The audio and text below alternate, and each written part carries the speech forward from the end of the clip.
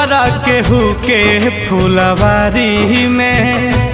बाड़ी जाके खिले के तैयारी में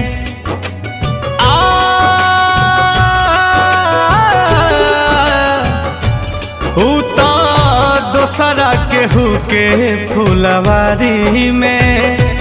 बाड़ी जाके खिले के तैयारी में भरत